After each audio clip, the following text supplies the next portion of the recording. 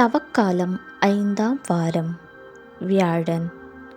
முதல் வாசகம். எண்ணற்ற நாடுகளுக்கு நீ தந்தை ஆவாய். தொடக்க நூலிலிருந்து வாசகம். அதிகாரம் 17, இறைவார்த்தைகள் 3 முதல் 9 முடிய. அந்நாட்களில் ஆபிராம் பணிந்து வணங்க கடவுள் அவரிடம் கூறியது, உன்னுடன் நான் செய்து கொள்ளும் உடன்படிக்கை இதுவே. எண்ணற்ற நாடுகளுக்கு நீ தந்தை ஆவாய். இனி உன் பெயர் ஆபிராம் அன்று ஆபிரகாம் என்ற பெயரால் நீ அழைக்கப்படுவாய். ஏனெனில் எண்ணற்ற நாடுகளுக்கு உன்னை நான் மூதாதையாக்குகின்றேன். மிக பெருமளவில் உன்னை பலுக செய்வேன். உன்னிடமிருந்து நாடுகளை உண்டாக்குவேன். உன்னிடமிருந்து அரசர்கள் தோன்றுவர். தலைமுறை தலைமுறையாக உன்னுடனும் உனக்கு பின் வரும் உன் வழி மரபினருடனும் என்றுமுள்ள உடன்படிக்கையை நான் நிலைநாட்டுவேன். இதனால் உனக்கும் உனக்கு பின் வரும் வழி மரபினருக்கும் நான் கடவுளாக இருப்பேன். நீ தங்கி இருக்கும் நாட்டையும் கானான் நாடு முழுவதையும் என்றுமுள்ள உரிமை சொத்தாக உனக்கும் உனக்கு பின் உன் வழி மரபினருக்கும் வழங்குவேன். நான் அவர்களுக்கு கடவுளாக இருப்பேன் என்றார்.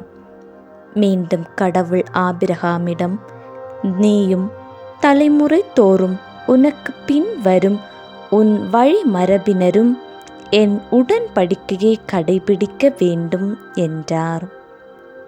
ஆண்டவரின் அருள் வாக்கு.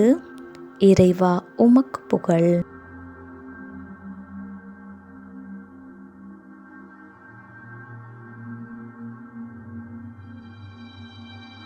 உங்கள் இதயத்தை கடினப்படுத்திக் கொள்ளாதீர்கள், மாறாக ஆண்டவரின் குரலை கேட்பீர்களாக. நற்செய்தி வாசகம். உங்கள் தந்தை ஆபிரகாம் நான் வரும் காலத்தை காண முடியும் என்பதை முன்னிட்டு பேருவகை கொண்டார். யோவான் எழுதிய தூய நற்செய்தியிலிருந்து வாசகம். அதிகாரம் 8, இறைவார்த்தைகள் 51 முதல் 59 முடிய. அக்காலத்தில் இயேசு யூதர்களிடம், என் வார்த்தையை கடைபிடிப்போர் என்றுமே சாக மாட்டார்கள் என உறுதியாக உங்களுக்கு சொல்கிறேன் என்றார். யூதர்கள் அவரிடம், நீ பேய் பிடித்தவன்தான் என்பது இப்போது தெரிந்துவிட்டது. ஆபிரகாம் இறந்தார், இறைவாக்கினர்களும் இறந்தார்கள். ஆனால் என் வார்த்தையை கடைபிடிப்போர் என்றுமே சாக மாட்டார் என்கிறாயே. எங்கள் தந்தை ஆபிரகாமை விட நீ பெரியவனோ? ஆபிரகாம் இறந்தார், இறைவாக்கினரும் இறந்தனர். நீ யாரென்று நினைத்து கொண்டிருக்கிறாய் என்றார்கள். இயேசு மறுமொழியாக, நானே என்னை பெருமைப்படுத்தினால் அது எனக்கு பெருமை இல்லை.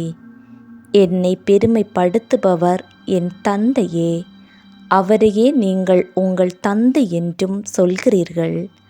ஆனால் அவரை உங்களுக்கு தெரியாது, எனக்கு தெரியும். எனக்கு அவரை தெரியாது என நான் சொன்னால் உங்களைப் போல நானும் பொய்யனாவேன். அவரை எனக்கு தெரியும், அவருடைய வார்த்தையையும் நான் கடைபிடிக்கின்றேன். உங்கள் தந்தை ஆபிரகாம் நான் வரும் காலத்தை காண முடியும் என்பதை முன்னிட்டு பேருவகை கொண்டார். அதனை கண்டபோது மகிழ்ச்சியும் கொண்டார் என்றார். யூதர்கள் இயேசுவை நோக்கி, உனக்கு இன்னும் 50 வயது கூட ஆகவில்லை. நீ ஆபிரகாமை கண்டிருக்கிறாயா என்று கேட்டார்கள். இயேசு அவர்களிடம், ஆபிரகாம் பிறப்பதற்கு முன்பே நான் இருக்கிறேன் என உறுதியாக உங்களுக்கு சொல்கிறேன் என்றார். இதை கேட்ட அவர்கள் அவர் மேல் எறிய கற்களை எடுத்தார்கள்.